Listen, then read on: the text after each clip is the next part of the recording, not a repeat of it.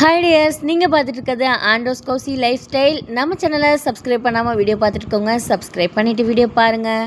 Chicken white kurma தான் பார்க்க போகிறோம். இந்த ரொம்பவே டேஸ்ட்டு சூப்பராக இருக்கும், டிஃப்ரெண்ட்டாகவும் இருக்கும். எப்போவுமே சிக்கன் குழம்பு, சிக்கன் கிரேவி இதே மாதிரி செஞ்சு போர் அடிச்சிச்சுன்னா ஒரே ஒரு டைம் இதை செஞ்சு பாருங்கள். இது செய்கிறதுக்கு ஸ்டவ் ஆன் பண்ணிக்கோங்க, ஒரு பேன் வச்சுக்கோங்க, ஆயில் கொஞ்சமாக சேர்த்துக்கோங்க. அது கூட ஆனியனை சின்ன சின்னதாக கட் பண்ணி சேர்த்துக்கோங்க. க்ரீன் சில்லியும் நல்லா நீல வாக்கில் ரெண்டாக கட் பண்ணி சேர்த்துருங்க. ஆயிலில் ஆனியன், பச்சை மிளகாய் போட்டதுக்கப்புறம் ஜிஞ்சர் கார்லிக் பேஸ்ட்டு கொஞ்சம் சேர்த்துக்கோங்க. அரைச்சி ஜிஞ்சரையும் கார்லிக்கையும் இஞ்சியும் பூண்டையும் அரைச்சி நல்லா பேஸ்ட் மாதிரி பண்ணி அதோட சேர்த்துக்கோங்க.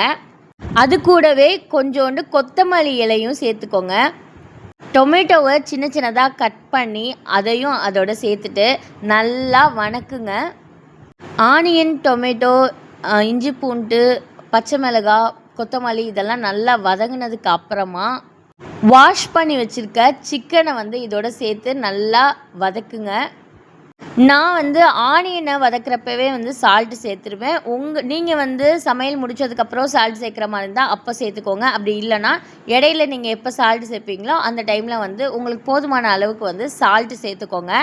அது கூடவே தேங்காவை அரைச்சி சேர்த்துட்டு கொஞ்சம் தண்ணி ஊற்றி மிக்ஸ் பண்ணி விட்டு நல்லா கொதி வந்ததும் இறக்கிடுங்க.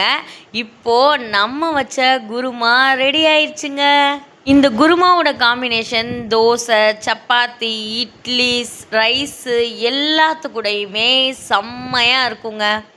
குருமா வைக்கிறப்போ நல்லா சிக்கன் பீஸை பிரியாணிக்கே அப்படின்னு சொல்லி வாங்கிக்கோங்க. இப்போ குருமா ரெடி ஆயிடுச்சுங்க. அப்படியே சுட சுட சாப்பாட்டோட கொஞ்சம் குருமாவை ஊற்றி அப்படியே இந்த ஒயிட் கலரில் இருக்க அந்த சிக்கனை எடுத்து போட்டு மிக்ஸ் பண்ணி ஒரு பாயில்டு எக்கு வச்சு சாப்பிட்றப்போ செம்மையாக இருக்குங்க.